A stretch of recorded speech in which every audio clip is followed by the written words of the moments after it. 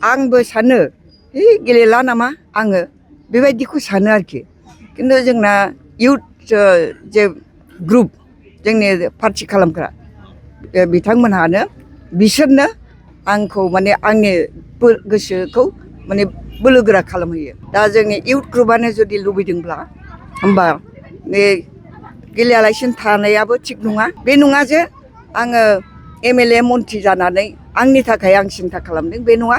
आं रायजो राजानि थाखायनो खामानि मावबोजोबदों। नोंथाङा जिथु नैबे क'क्राझार समस्तिनिफ्राय गोबाव समनिफ्राय एमएलए मिनिस्टार जाबोखांबाय दा नैबे खेबनि बिसायख'थियाव नोंथाङा बिपिएफ दलनिफ्राय बिजाथि महरै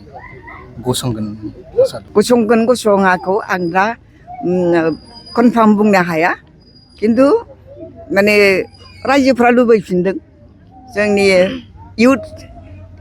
इउथ ग्रुप बिथांमोनहाबो लुबैदों आंनाव थाङै थाङै बुंहैदों गेलेफिननांगौ थानो नाङा होननानै बुङो आरो दा बेवहाय आंहाबो बोलो मोनफालाय लाङो आरोखि मोनबा आंबो सानो गेलेला नामा आङो बेबायदिखौ सानो आरोखि खिन्थु जोंना इउथ जे ग्रुप जोंनि पार्टि खालामग्रा बिथांमोनहानो बिसोरनो आंखौ माने आंनि गोसोखौ माने बोलोगोरा खालामहोयो माने एखेबारे साउन्ड खालामहोयो आरोखि।